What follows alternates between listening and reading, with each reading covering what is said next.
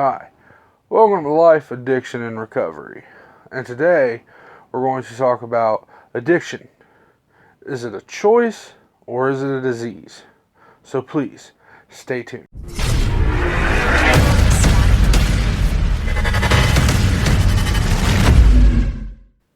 Hi, welcome to Life, Addiction, and Recovery. Today we're talking about addiction. Life, choice, or is it a disease? So I want to start out with saying thanks guys for being here for one. Your continued support is the only thing that's going to keep this channel going. Besides me, besides me. But that's just a joke. I'm really hope you guys enjoy what I'm saying, what I'm doing. I promise there are going to be guests that are going to be coming on, telling you their story, how things really went down for them, and how they really fought to get to where they're at now. So please, keep watching, checking. They'll be there. Life happens. People have to cancel. People have families. They gotta do what they gotta do. So today I wrote down some points on what I wanted to talk about. And the main thing is if it's a choice, if addiction is a choice, or if it's a disease. And the main thing I researched and found was that addiction is a complex disease of the brain and body that involves compulsive uses of one or more substances despite serious health and social consequences. And when it says health issues, they're talking about Hep C, Hep A, Hep B, HIV, people using dirty needles and transferring things to one another. I mean, that honestly, that's how I ended up with Hep C. But by the grace of my higher power, I got to fight that off. My body was strong enough that it got rid of it on its own. So I thank my high power for that. So, but in other cases, that's not it. It doesn't happen like that. A lot of people get sick, pass away, especially if they end up with HIV or AIDS. I mean, you never know what somebody else has that they don't know that they have. I mean, seriously, how often are you going to stop and check to see if someone is sick or not? I mean, I know I didn't. I was just like, oh, hurry up, get done so I can use that. Hey, hurry up, get done. I need that. Oh, my bad, here you go. People don't think about that when they're using. When they're in the midst of a disease of addiction. Now, social consequences, I can contest to that. I mean, do you really think the people that once called me friend or an acquaintance wants anything to do with me? I mean, I have maybe 2-3 people that knew me before I became addicted to something that still associate with me today. And that's very rare. I am very lucky for that. I mean, seriously, how many people do you know that's going to become a drug addict, steal from you, steal things that you worked hard for, that you love, money, property, anything that could be used to really get what they want? No, there's no way. There's no way. But luckily, in my case, I still have a few people, mainly my family, but I still have a few. And I thank them for that. You guys have no idea what that means.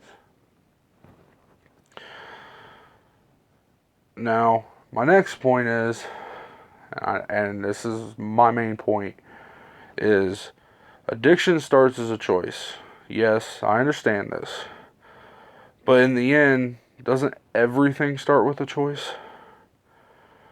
Well, think about it.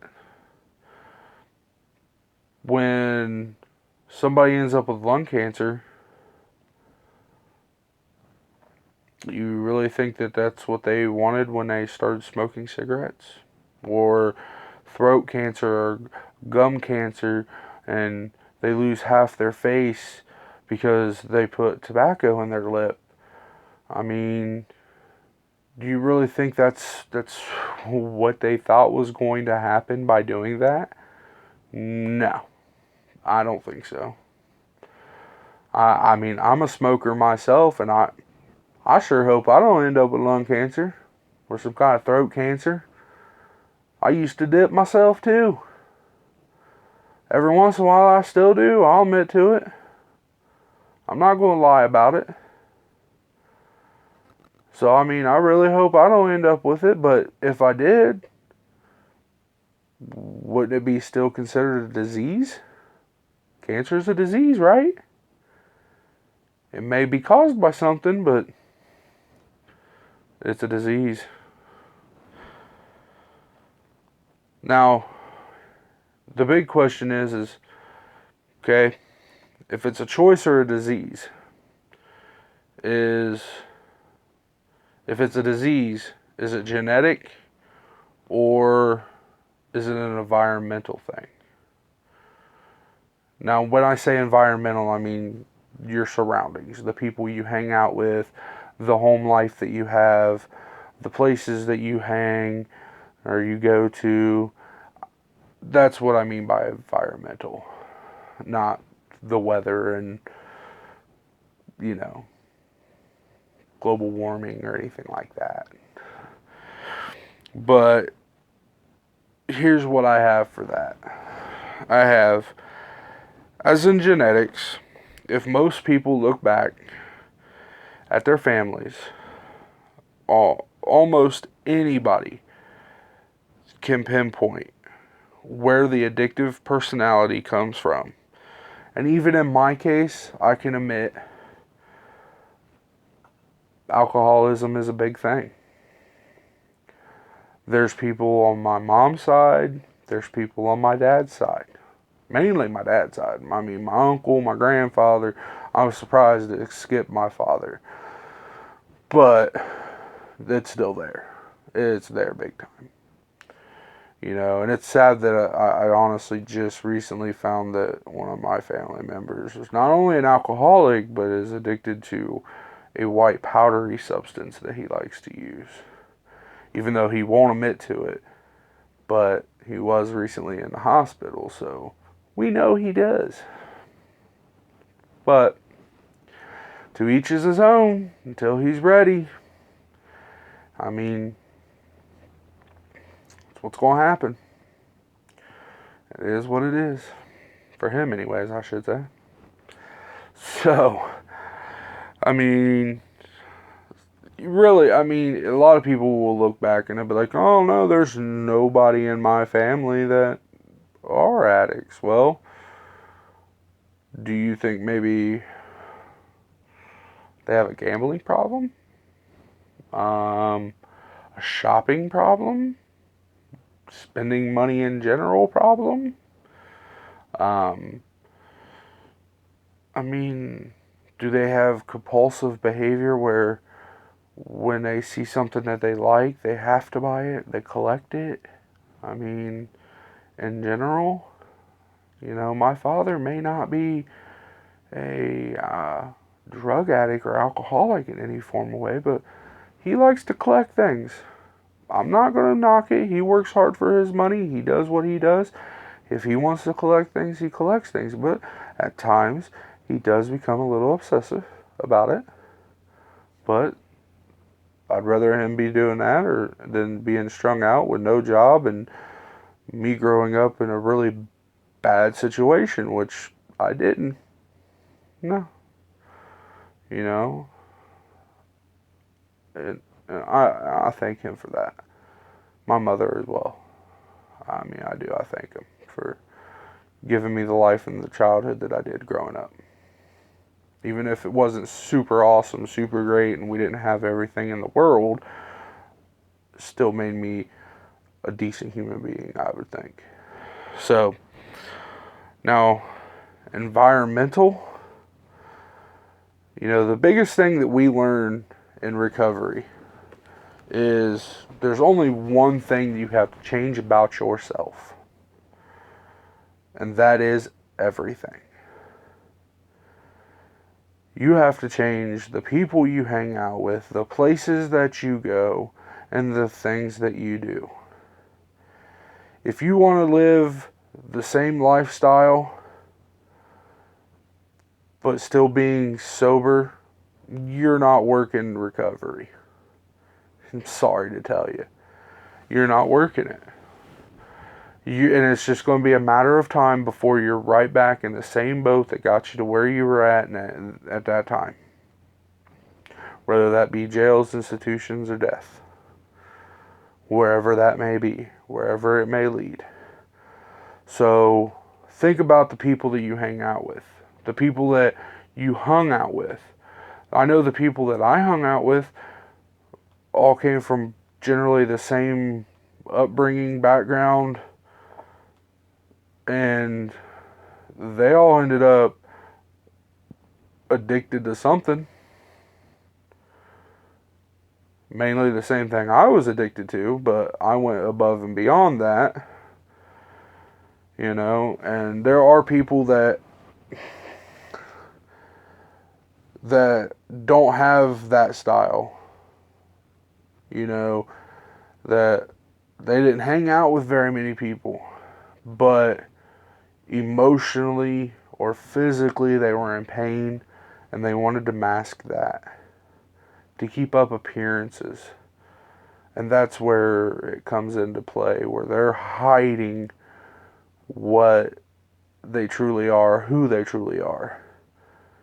And they really want to hide that, so they end up masking it with some kind of substance. So it may not be people.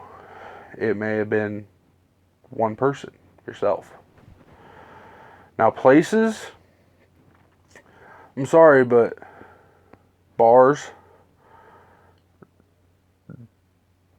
dope boys' houses, your friends that think they're ballers or dope boys themselves, people that you ran with while you were using, you can't be around those people or those places. You just can't. If you think you can, or if you think since you're living a clean life now, that you're going to become one of those people because you know all these people and you want to become one of them dope boys with all this money and whatnot, you're going to end up right back where you started, and probably worse off. Because this time when you get busted, you're going to have a lot of different charges than what you just had. I'm sorry to tell you.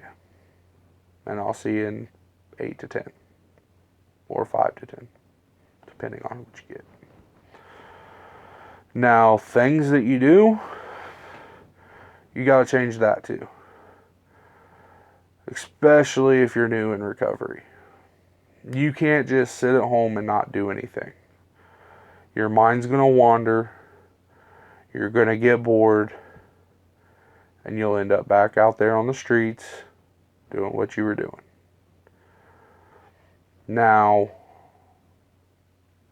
don't go and think that I'm saying that you have to keep yourself occupied 24/7. You don't. Especially if you're in some kind of outpatient treatment program, you're going to be busy on yourself. Especially if you're forced for any type of meetings. Some require 3, some require 5, you know, some require 7. You know, luckily I was required 3 a week, and I actually ended up doing 5 to 6 a week because I figured out that was one way to keep myself out of trouble. It's really a good thing if you do find a meeting. I mean, it truly is. You'll find yourself a home that you never knew you had. You'll find people that you come to care about that you never thought you would care about. You'll find people that you can talk to that know exactly who you are in here and in here compared to the people that are on the street that say, hey, you're my bestie. Hey, you're my best friend. Hey, what's up? No. The people you meet in programs that work an honest program, those people will understand. They will know. You'd be surprised. I was. So, alright, this video is getting kind of long. Please like, share, comment, especially in the comments. If you guys I want your opinions. I want your own honest opinions. Do you feel that it's a disease, or do you feel that it's a choice? Or do you think like I do and it starts out as a choice but becomes more? Becomes that disease that everybody calls addiction. You know, I really would like your guys' opinions. So, drop a couple lines down there in the comment box. Like, subscribe, share. Please, it's you guys that are going to keep this channel going along with me. So, have a great day. Hope everything works out for you in the end. Hope you find recovery if you haven't. If you know somebody, please help them find recovery. Yeah. Have a great day.